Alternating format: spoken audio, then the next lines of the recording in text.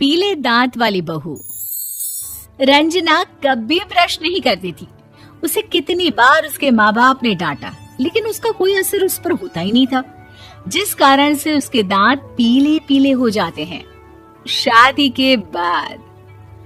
अरे बहू, वैसे तो तुझ में कोई कमी नहीं है, पर तेरे दांत इतने पीले कैसे हैं बेटा?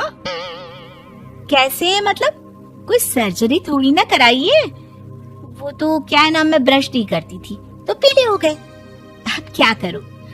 आप कहे तो लाल करवा लूं या फिर काले? यार ये क्या है, क्यों माँ से लड़ रही हो? लड़ रही हूँ? अरे मैं लड़ रही हूँ या ये बोल रही है कि दांत पीले हैं, पीले। अरे तपस्या थोड़ी ना की है इन्हें पीले करने के लिए। बकायदा ब्रश नहीं किया है 20 साल तक, तब जाकर। छी, कैसी बात कर रही हो? ये उस वक्त तो पीले नहीं थे जब हम लोग तुम्हें देखने आए थे। अरे तब साफ करवा लिया होगा डेंटिस्ट के पास जाकर। अब देखो कैसे पीले पीले लग रहे हैं। रंजना सास की तरफ गुस्से से देखती है। फिर शुरू हो गई पीले पीले पीले।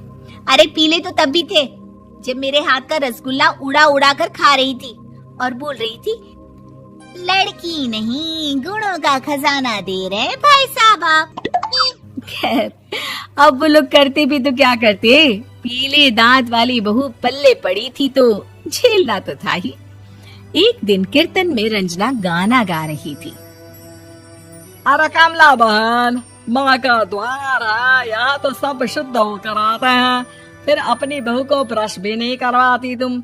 दूर से पीले पीले दांत भक्ति में बाधा उत्पन्न कर रहे हैं।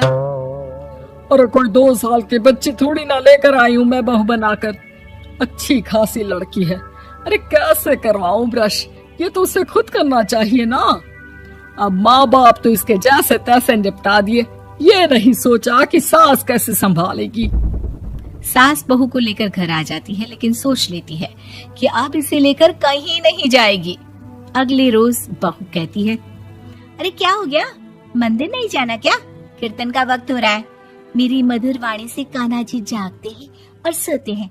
आप तो जानती है ना उनकी भक्ति में कितना मन लगता है मेरा। वो क्या है ना, तबीयत ठीक नहीं लग रही है मेरी, आराम करूंगी मैं। तबीयत ठीक नहीं लग रही? अभी तो मिथुन के गाने पर नाच रही थी आप, और अब बोल रही है कि तबीयत ठीक नहीं लग रही। अरे भक्ति में मन लगा लो सासू माँ, ऊपर जाना है, क्या मुंह दिखाओगी आप? हाँ? सास को बहू की बात पर गुस्सा आ जाता है। मैं क्या मुंह दिखाऊंगी, इसकी चिंता तो ना कर, समझी? अपने मुंह की चिंता कर, जो ये पीले पीले दांत लेकर हर जगह पहुंच जाती है। पता है लोग कितना मजाक बनाते हैं। ना जी ना, मैं नहीं जाना कहीं तेरे साथ। तो ये बात है। कोई ना, मत जाओ, मैं अपने कमरे में ही बैठकर भक्ति कर लूंगी। ऊपर वाला दांत थोड़ी ना देखता है, मन देखता है, भावना देखता है। और अरे बस बस, तू सब कुछ दिखा, बस ये सफेद चमकदार दांत ना दिखाना किसी को, है? जा यहाँ से। बहू को सास की बात का कोई फर्क नहीं पड़ता, वो तो जैसी थी वैसी ही रह जाती है। सुबह नहाकर किचन में खाना बनाना, फिर खाना खाना, कीर्तन भजन करना और सो जाना। एक दिन, माँ जी मैं सहेली के घर जा रही हूँ, शाम को लेट आऊंगी। हाँ हाँ तो जाना, मैंने कौन सा तेरी आरती करनी है घर पर बैठकर। रंजना सहेली के घर जाती है, जहाँ वो पार्टी में जाने की तैयारी कर रही होती है। अरे शिखा, कहाँ जाने की तैयारी कर रही है? मैं गलत वक्त पर आ गई क्या? अरे नहीं यार, उल्टा सही वक्त पर आ गया। मैंने ये साड़ी और ज्वेलरी निकाली है यार, शाम को इनके ऑफिस की एक पार्टी में जाना है। बताना कैसा लग रहा है ये सब? नहीं यार, इस ड्रेस के साथ तो वो वाली ज्वेलरी अच्छी लगेगी। हाँ हाँ सही बोल रही है, मैंने ध्यान ही नहीं दिया। वैसे तो हमेशा से मस्त फैशन सेंस रखती है। तो बड़ा जाती होगी ना पति के साथ पार्टी में।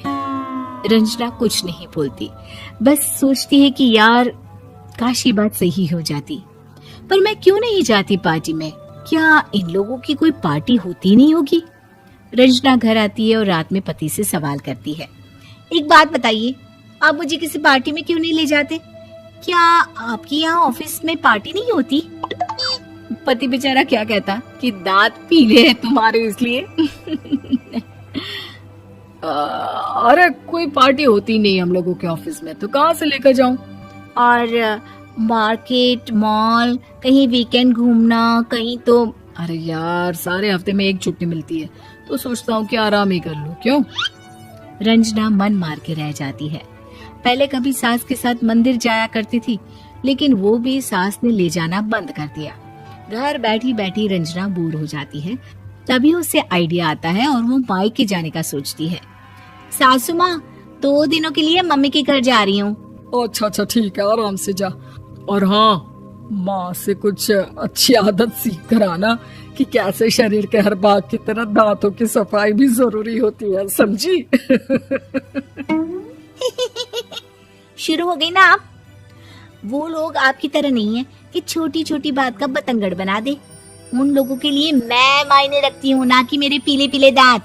रंजना माँ को बिना बताए उन लोगों को सरप्राइज देती है, लेकिन जैसे ही वो दरवाजे पर पहुंचती है, अंदर देखती है कि घर वाले कहीं जा रहे होते हैं। आगे दांतों वाली प्रॉब्लम नहीं होती तो वो भी हम लोगों के साथ चलती ना बुआ जी की बेटी की शादी में। हाँ बेटा, लेकिन अब उसे कौन समझाए कि उसको उसके पीले दांत नहीं दिखते, लेकिन उसके आसपास के लोगों को कितना एम्बैरेसिंग फील कराते हैं। मुझे तो कितनी बार उसके स्कूल की टीचर ने शिकायत की कि उसके साथ कोई लड़की बैठना भी नहीं चाहती, और ना ही कॉलेज में कोई उससे बात करना चाहता था। लेकिन पता नहीं क्यों उसे ये बात समझ में ही नहीं आती। कोई कमी नहीं है उस लड़की में, बस यही कि दांत पीले हैं। वो तो भला हो जीजा जी और उनकी माँ का, जो दीदी को जैसी है वैसे ही रखा हुआ है। रंजना को अपने घर वालों की बात सुनकर बहुत दुख होता है। वो सोचती है कि वो क्या करे, लेकिन फिर वो सीधा डेंटिस्ट के पास जाती है, अपने दांत चमकाती है और कसम खाती है कि वो रोज ब्रश करेगी। अरे क्या हो गया? तुम तो 2 दिनों के लिए गई थी ना। पर कोई ना, अच्छा है, चलो आ गई तो। रंजना सास के सामने आकर खड़ी हो जाती है और पूरी स्माइल करती है, उसके चमकदार दांतों को दिखाती हुई। हैं? चले मंदिर। माँ मुझे माफ कर दीजिए, मैंने आप लोगों को बहुत एम्बैरेसिंग फील करवाया। मैं आज से रोज ब्रश करूंगी।